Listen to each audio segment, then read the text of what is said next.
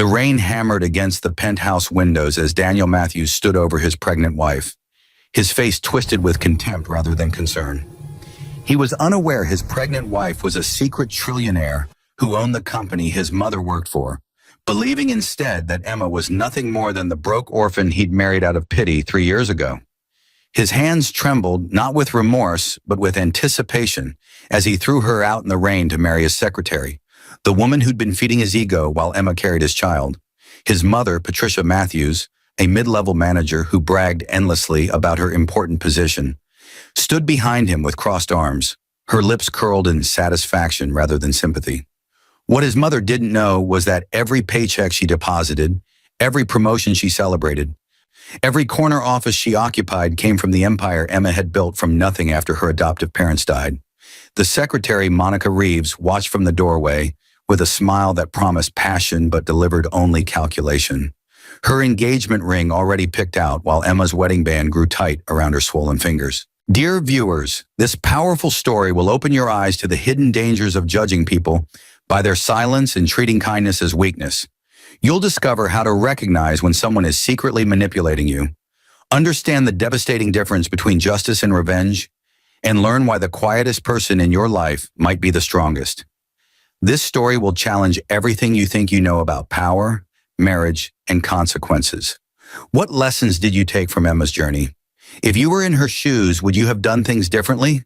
Drop your thoughts in the comments below and subscribe for more captivating stories that entertain, educate, and inspire. The penthouse had always felt too large for just 2 people, but tonight it felt suffocating despite its 3,000 square feet of marble and glass. Emma Richardson stood in the living room she'd designed, though Daniel believed his decorator friend had done it, her hand pressed protectively against the swell of her belly where their daughter kicked with increasing urgency, as if sensing her mother's rising heartbeat.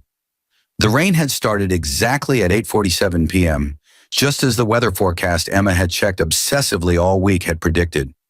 But the storm inside their home had been building for far longer than any meteorologist could have charted. Daniel Matthews paced in front of the floor-to-ceiling windows, his reflection multiplying in the glass like accusations. His jaw clenched in that particular way that meant he'd rehearsed this conversation but feared he'd lose his nerve. He was handsome in the conventional way that came from good genes rather than good character. Sharp jawline, athletic build maintained by a personal trainer Emma paid for through an account he never questioned. Hair styled by a barber whose tips alone cost more than most people's car payments. But tonight his handsomeness was corrupted by something ugly beneath the surface, like fruit rotting from the inside out, while the skin remained perfect. "I can't do this anymore," he said finally, his voice carrying the false firmness of a man who'd practiced this line in the mirror, but didn't truly believe his own conviction. You're dragging me down, Emma. I need someone who understands ambition, who can actually contribute something to this relationship besides cooking and cleaning." Emma said nothing, but her fingers tightened imperceptibly on her phone, the encrypted device that looked like any other smartphone but contained access to bank accounts with balances that would make Daniel's head spin. She'd known this moment was coming for 6 weeks, ever since she'd found the hotel receipt carelessly left in his suit pocket, the same suit she'd had dry cleaned and returned to his closet without comment. The receipt had been from the Sterling Hotel, ironic since Emma owned a controlling stake in the parent company, and had been charged to their joint credit card, which was actually Emma's card with Daniel's name added as an authorized user. "I've met someone else," Daniel continued, warming to his script now, his confidence growing as Emma's silence stretched longer. "Someone who actually has a career, who understands what it takes to succeed in this world. Monica understands me in ways you never could." Monica Reeves stepped into the doorway then, as if summoned by the mention of her name, her timing too perfect to be coincidental. She'd clearly been listening from the hallway, waiting for her cue like an actress in a community theater production. She was beautiful in an obvious way, all long legs and calculated curves poured into a dress that cost exactly $347, Emma knew, because she'd seen the charge on Daniel's personal credit card last week and had traced it to a boutique in Soho. Monica's smile was triumphant but brittle, like sugar glass that would shatter at the slightest pressure.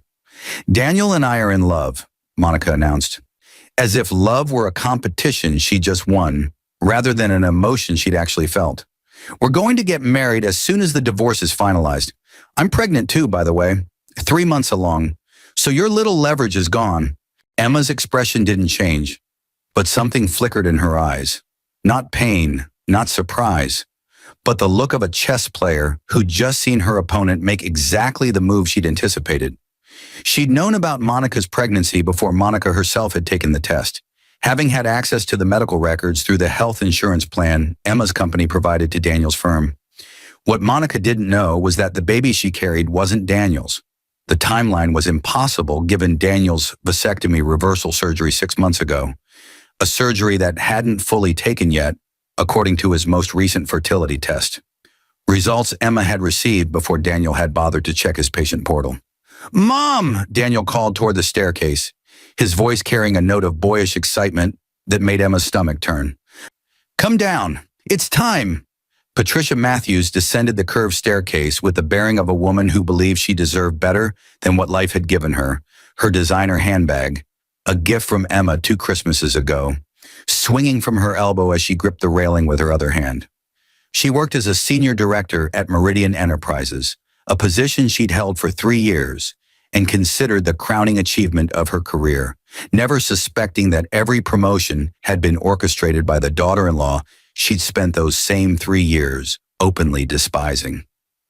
"Is it done?" Patricia asked Daniel, her eyes sliding over Emma with undisguised contempt. "Is the leech finally getting thrown out?"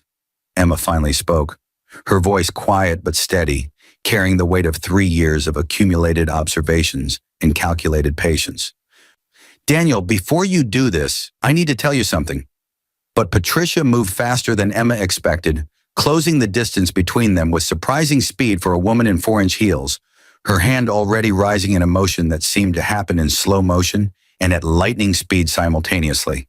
The spit hit Emma's face with the force of years of resentment, landing just below her left eye and sliding down her cheek like a tear made of malice. What happens in the 60 seconds after Patricia's spit lands on Emma's face?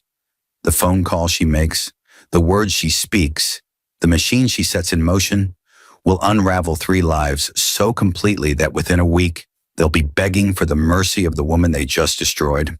Emma didn't wipe the spit from her face. She stood perfectly still, her expression unchanged, but her left hand moved with deliberate precision to her phone, while her right hand remained protectively over her belly. The rain intensified outside, hammering the windows with a violence that seemed to mirror the moment unfolding inside. But Emma's fingers were steady as they unlocked the screen and pulled up a contact labeled simply JK. "What are you doing?" Daniel asked, his voice tinged with uncertainty rather than authority, because something in Emma's stillness was more frightening than any screaming fit would have been. "Put the phone away, we're not done talking." But Emma was already pressing the call button, and when the line connected after just 1 ring, she spoke with a clarity that cut through the room like a blade. "Jonathan, it's ER Initiate Protocol 7, authorization code, Meridian Fall Crown Justice. Yes, all of them. Immediate execution." "Who the hell is Jonathan?" Monica demanded, her voice rising with an edge of panic she couldn't quite hide, because successful mistresses understood that unknown variables were dangerous variables. "What protocol? Daniel, who is she calling?" Emma ended the call. It had lasted exactly 9 seconds, and finally reached up to wipe Patricia's spit from her face with the back of her hand, the gesture slow and deliberate, as if she were wiping away the last remnant of any obligation she'd ever felt to these people. When she spoke, her voice carried a different quality than it had moments before. Not the soft, accommodating tone of Daniel's wife, but the crisp authority of someone accustomed to being obeyed without question. "Jonathan Kim is the chief legal officer of Richardson Global Holdings," Emma said, each word landing like a hammer strike. "Protocol 7 is the systematic legal and financial dissolution of all protective structures I've maintained for individuals who've proven themselves fundamentally unworthy of that protection. In simpler terms that you might understand, Daniel, I just removed every safety net I've been holding under you for 3 years." The room went silent except for the rain, which seemed to pound harder as if nature itself were punctuating Emma's words. Daniel's face went through several expressions in rapid succession: confusion, disbelief, the beginning of comprehension, and then a desperate attempt to laugh it off that died in his throat when he saw Emma's eyes.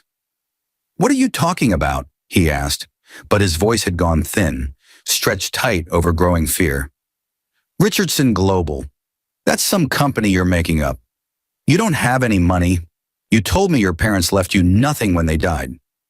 "I told you my adoptive parents left me their debts when they died in a car accident," Emma corrected, her tone patient in the way a teacher might be patient with a particularly slow student. "That was true. What I didn't mention was that my biological parents, the ones who gave me up for adoption when they were teenagers, found me when I was 19. They were Rebecca and Thomas Richardson of Richardson Global Holdings, a privately held conglomerate with assets exceeding $3 trillion. They died in a private plane crash 6 months after we reconnected, leaving everything to me." Monica's face had gone pale, her hand instinctively moving to her stomach in a protective gesture that mirrored Emma's earlier motion. But where Emma's gesture had been natural, Monica's looked calculated even in her fear. "That's insane. Daniel, she's clearly having some kind of breakdown. Pregnant women get delusional sometimes." But Patricia's face had changed in a different way, the color draining out like water from a broken glass, because unlike Daniel and Monica, Patricia worked in corporate finance and understood exactly what Richardson Global Holdings was. She'd spent 15 years at Meridian Enterprises, a mid-sized financial services firm that handled investment portfolios for high-net-worth individuals, never knowing that Meridian itself was a wholly owned subsidiary of Richardson Global Holdings, never suspecting that the anonymous CEO who'd personally approved her last 3 promotions was the daughter-in-law whose face she just spit on. "No," Patricia whispered, the word barely audible over the rain. "That's not possible. Richardson Global. The owner is listed as E.R. Sterling. The E.R. stands for Emma Richardson," Emma finished. "Sterling was my adoptive parents' surname. I kept it for business purposes because people don't take 22-year-old billionaires seriously, but they'll listen to a mysterious entity hidden behind lawyers and corporate structures."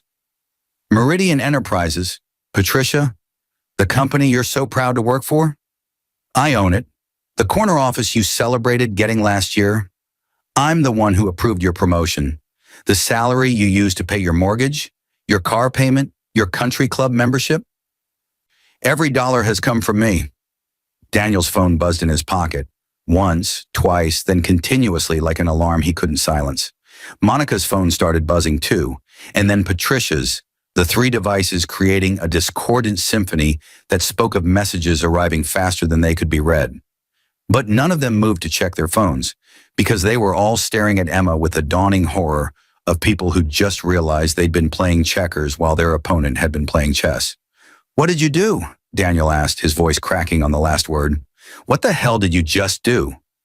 Emma smiled for the first time that evening, but it wasn't the gentle smile Daniel had grown accustomed to over 3 years of marriage.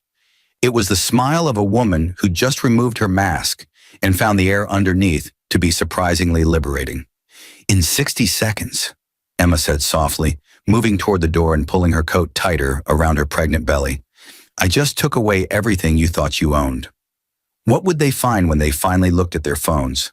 The messages from banks, from employers, from lawyers. And would the next 24 hours show them that Emma's revenge was just beginning, or that she'd already finished it so completely that they'd been living in ruins without even knowing it? Daniel's hands shook as he finally pulled his phone from his pocket, the device vibrating so violently it nearly slipped from his grip. The screen was filled with notifications, emails, texts, automated alerts, each one a small explosion that together formed a devastating cascade. The first email he opened was from his bank, the subject line reading "Account Closure Notice" in aggressive capital letters that seemed to shout his financial death sentence. "This can't be right," he muttered, scrolling frantically through message after message, each one worse than the last. "The investment account. It says the account never existed. The car loan shows the vehicle was never actually titled in my name. The condo," his voice broke completely. "The condo I bought downtown, the one I was going to move into with Monica. It says the purchase was declined due to insufficient funds, But I put down $200,000 last week. Emma paused at the door, her hand on the handle, but she didn't turn around. You mean the $200,000 from the joint account that wasn't actually joint? She asked, her voice carrying across the room with crystalline clarity despite the rain. The account I opened in your name and funded myself because you came into this marriage with $37,000 in credit card debt and a car that was 2 payments from repossession? That money was returned to its rightful account 7 minutes ago. The condo purchase never went through because the seller just discovered the property is actually owned by a shell corporation that's owned by another shell corporation that's ultimately owned by Richardson Global Holdings. I bought that building 3 years ago. You were essentially trying to buy a condo from me using my own money. Monica's phone had stopped buzzing, but her face suggested the silence was worse than the noise. She stared at her screen with the expression of someone watching their entire future collapse in real time. My job, she whispered. Daniel, my job. They're saying my employment was terminated effective immediately due to falsification of credentials and misappropriation of company resources. But I didn't falsify anything. You didn't falsify your degree from Stanford, Emma agreed, finally turning to face them, her silhouette backlit by the hallway light in a way that made her seem larger than her 5'6" frame. But you did take credit for 17 projects that were actually completed by other team members. You did charge $43,000 in personal expenses to the company card over the last 8 months. You did access confidential client files without authorization and share that information with competitors. I know this because I own the security firm that monitors your company's digital activity. Every keystroke, every email, every file transfer, all documented and now forwarded to the appropriate authorities. Patricia had gone completely white, her perfectly applied makeup now standing out starkly against her drained complexion, like war paint on a losing soldier. Her phone had finally stopped buzzing, but she held it away from her body as if it were contaminated. My pension, she said, her voice hollow. 23 years at Meridian Enterprises. They're saying my pension doesn't exist. They're saying I was never vested, that I was actually classified as a contracted consultant, not a full employee. That's incorrect, Emma said, and for a moment something that might have been sympathy flickered across her face before hardening back into cold resolve. You were a full employee. Your pension was fully vested as of 2 years ago. $1.7 million, not counting the additional performance bonuses I personally authorized, but contracted consultants can be terminated without cause and without severance. As of 18 minutes ago, Meridian Enterprises restructured its entire senior management team. You weren't fired, Patricia. Your position was simply reclassified retroactively to reflect what I've now determined to be your actual value to the organization. You can't do that, Patricia said, but her voice carried no conviction. Because she worked in finance and knew exactly what legal structures existed for people with enough money and motivation. There are laws against that. I'll sue. I'll take you for everything you have. Emma's laugh was soft but contained an edge that could cut glass. With what money will you sue me, Patricia? The retainer for the lawyer you'd need costs more than your house is worth. And speaking of your house, the one you bought 15 years ago, the one you've been so proud of because it's in the right neighborhood, the mortgage was sold to a new lender approximately 12 minutes ago. The new payment schedule reflects current market interest rates rather than the below market rate you'd been paying. Your monthly payment just increased from $2,800 to $7,300. The first payment under the new terms is due in 17 days.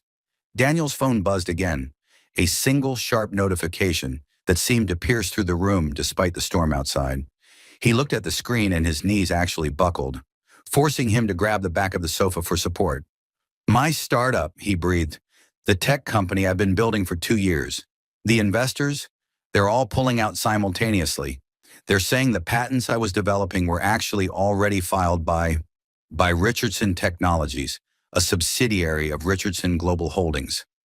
They're saying I was committing corporate espionage by trying to patent technology that was already owned by someone else. You weren't committing espionage, Emma corrected gently, almost kindly. You were working on genuinely innovative ideas. I was just working on the same ideas faster and filing the patents first. I've been funding your angel investors this whole time, Daniel. Every pitch meeting you thought you won on merit, I was on the other end of the line, listening through conference calls, deciding whether your ideas were worth protecting. Some of them were. Those patents are now safely owned by my company, where they'll actually be developed properly rather than languishing in your garage while you play entrepreneur.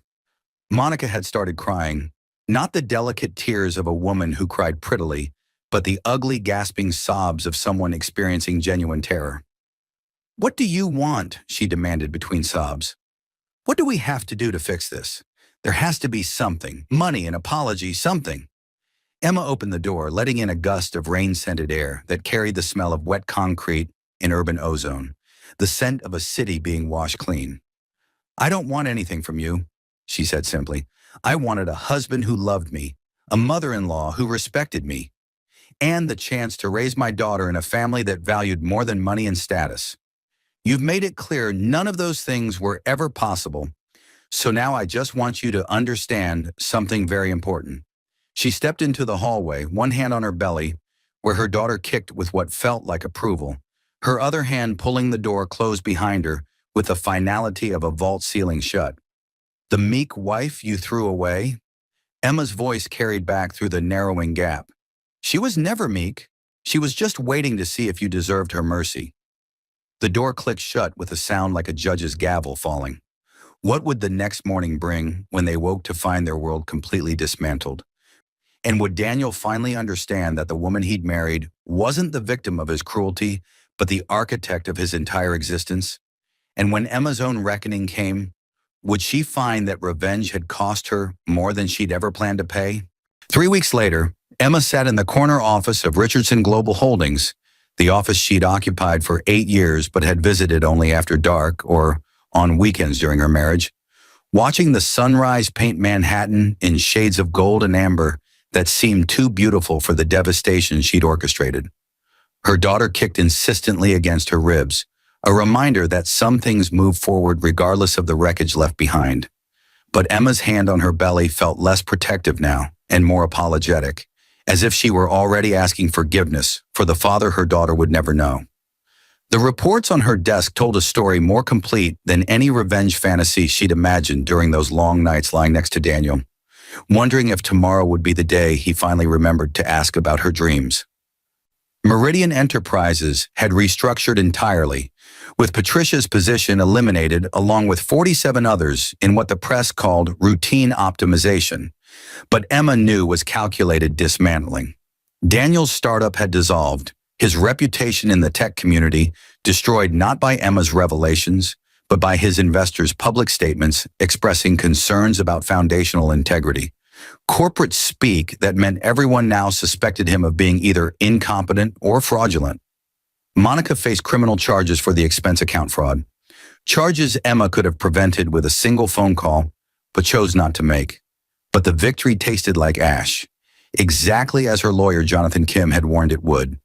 "They're requesting a meeting," Jonathan said from the doorway, his expression neutral in that carefully constructed way lawyers perfected when they disagreed with their clients but remained professionally obligated to represent them. All three of them together. "Daniel says he has something you need to hear about your daughter." Emma's hand tightened on her belly, maternal instinct overriding strategic calculation for just a moment before she forced herself back to coldness.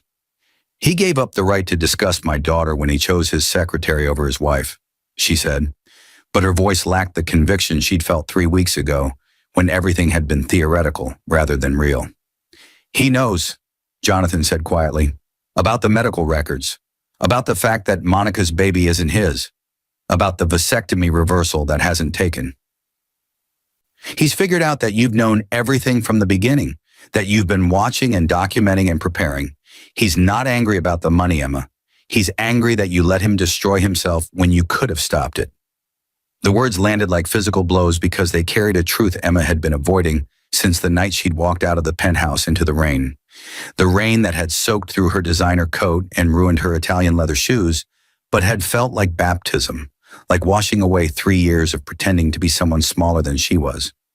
She told herself she was teaching them a lesson about consequences, about valuing people for their character rather than their bank accounts. But Jonathan's words suggested a different interpretation, one that made Emma's stomach turn with something that felt uncomfortably like shame. Had she married Daniel as some kind of experiment? Had she used him to prove something about human nature? That people would inevitably choose status over substance? That even love couldn't survive the corrosive power of entitlement and contempt? Or had she genuinely loved him once and only developed these justifications afterward, when love had curdled into something darker? "Send them in," Emma heard herself say, the words coming from some part of her that apparently believed reconciliation might still be possible, or at least that witnessing their destruction up close might provide the satisfaction that viewing it from a distance had failed to deliver. Daniel entered first, and Emma barely recognized him. 3 weeks had carved years into his face, hollowing his cheeks and putting shadows under his eyes that spoke of sleepless nights and the kind of stress that aged a person from the inside out. He'd lost weight, his expensive suit hanging loosely on a frame that had always been maintained by privilege rather than discipline. But it was his eyes that shocked Emma most. They held something she'd never seen there before, something that looked almost like self-awareness. "I deserve this," he said, the words simple and unadorned by excuses or justifications, which made them more powerful than any elaborate apology could have been. "Everything you did, I earned it. But Emma, our daughter, doesn't deserve to grow up thinking her father is the monster you've made me into. Because that's what you've done, isn't it? You didn't just punish me for who I was. You destroyed any possibility that I could ever become someone better." Patricia entered behind him, her designer clothes replaced by department store separates, her hair showing gray roots that suggested she'd missed her regular salon appointment or couldn't afford it anymore. The woman who'd spit on Emma's face now couldn't meet her eyes, but when she spoke, her voice carried a weight that demanded attention despite its quietness. "I was wrong about you," Patricia said, each word seeming to cost her something valuable. "But you were wrong too. You married my son knowing exactly what he was, what I was, what all of us were. You documented our failures, collected our mistakes, prepared for this moment while pretending to be the victim." "That's not justice, Emma. That's premeditation. That's cruelty dressed up as consequence." Monica stood in the doorway, visibly pregnant now, her belly smaller than Emma's but growing, carrying a child whose father was apparently a married executive who'd promised to leave his wife but had ghosted Monica the moment the fraud charges became public. She said nothing, but her presence felt like an accusation, a reminder that Emma's revenge had collateral damage, that destroying careers and reputations sent ripples outward to innocent people who'd never spit on anyone's face. Emma stood slowly, her own pregnancy making the movement awkward, and walked to the window where Manhattan stretched out below like a kingdom she ruled but had no desire to inhabit. The sun had fully risen now, harsh morning light replacing the gentle gold of dawn. And in that unforgiving illumination, Emma saw herself reflected in the glass. Not as the wronged wife claiming justice, but as something more complicated and far less comfortable. "I could give it all back," she said quietly, speaking more to her reflection than to the people behind her. "Restore your jobs, your money, your reputations. I could make this all disappear as if it never happened. But would you have learned anything? Would you have changed, or would you just be more careful about who you underestimated next time?" "We'll never know," Daniel said, his voice carrying an edge of anger that felt more honest than anything else he'd said. "Because you took away our chance to choose differently. You decided you were judge, jury, and executioner. You decided that your pain mattered more than our possibility for growth. So congratulations, Emma. You won. You proved that the quiet person in the room can be the cruelest one. Is that the lesson you want our daughter to learn?" Emma turned from the window, her hand on her belly where her daughter kicked with increasing urgency. And for the first time since the night in the rain, she allowed herself to cry. Not the delicate tears of manipulation, but the ugly, wrenching sobs of someone confronting a truth they'd spent weeks avoiding. Revenge had left them bankrupt and regretful, exactly as she'd planned. But it had also left her hollow, alone, and facing the reality that the woman she'd become in pursuit of justice might be someone her daughter would one day fear rather than admire. The question wasn't whether they deserved what she'd done to them. The question was whether she deserved to become the person she'd had to become to do it. And as Emma looked at the three people who'd thrown her out in the rain, who'd spit on her face and celebrated her destruction, she realized that the cruelest lesson of all was the one she'd taught herself.